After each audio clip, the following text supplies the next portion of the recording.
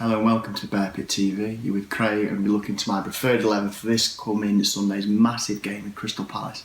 It does seem a bit unusual to say massive 5 games into the Premier League season, but even I've been a little bit surprised by the kind of the pressure Hughes is getting from the press and by the Stoke fans. I mean, for my money, there shouldn't be pressure at this stage of the season, but nonetheless it seems to be coming from somewhere.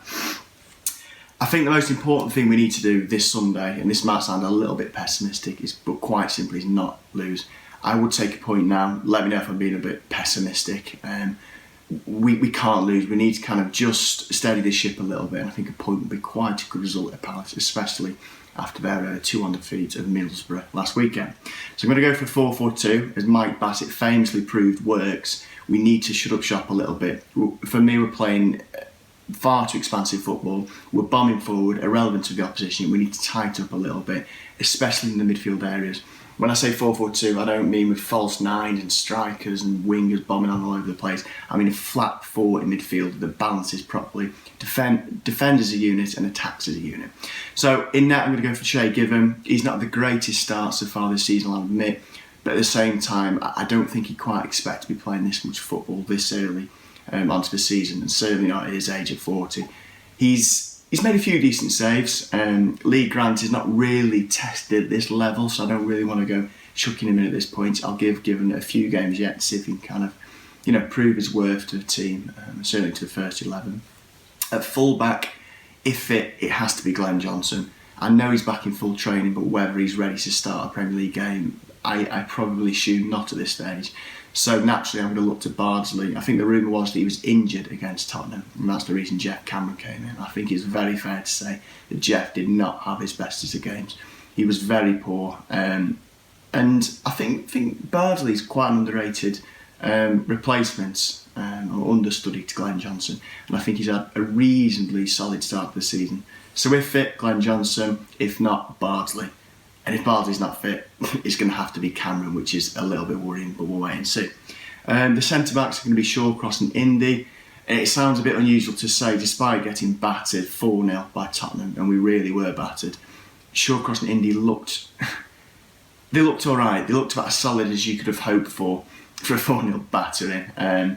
Shawcross made a bit of an error for the second goal, but for me, the problems that day didn't necessarily come from the centre-back partnership. They came from the full-backs in the midfield, so both of them to retain the place. At full-back, I was very close to giving Peters another go, but I think he's been too inconsistent for too long now. For the best part of the year, I don't think he's performed very well, so I think it's time that he really is dropped. Muniesa, on the whole, has been solid when he's come in, and I think he deserves a shot. I mean, Hughes' general philosophy is that if you don't play well, I will drop you, and vice versa. If you are playing well in maybe the reserves or training or cup games, you will get a go. And on the whole, Muniesa performs well. It's quite rare that he has a shocking game, and Peters he's not doing it at all for me at the moment. So Muniesa is coming at left back. As mentioned at the start of the video, in the field it's going to be a flat 4. No kind of trickery within this formation, an old-fashioned 4 in the middle.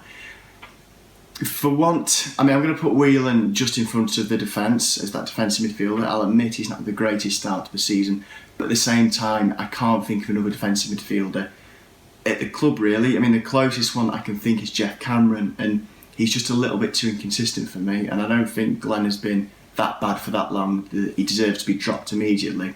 The biggest problem for me was that on Saturday, he was left terribly exposed, as in Boole and Allen were kind of marching forward to support the strikers, and Whelan was really left exposed. So, Whelan to be the defensive midfielder. Joining him in the middle, I'm going to go for Joe Allen, who arguably has been our player of the season so far. He's played very well, and he's as close to undroppable as you can get at the moment for Stoke. He's playing very well. So, to kind of support the attacking threat and just behind the strikers. On the 2 wings, you can have Arnie, of course. I mean, again, he's not the greatest start of the season, but we know what Arnie can do. Certainly we saw that last season, so I think it'd be daft to drop Arnie. On the other wing, I'm going to go for John Walters, and I can already hear the comments coming in now slagging off that fact.